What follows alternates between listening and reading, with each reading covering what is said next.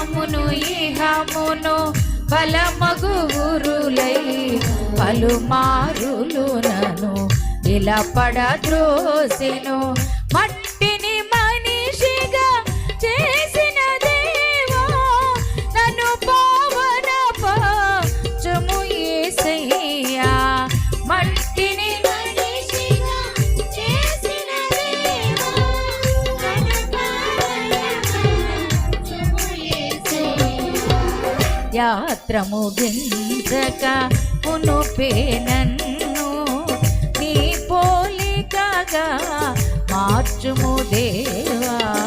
కలుషములెల్లను తొలగెడి గనుక నీ కొలిమిలో నన్ను కాల్చుము దేవా, కాల్చుము దేవా.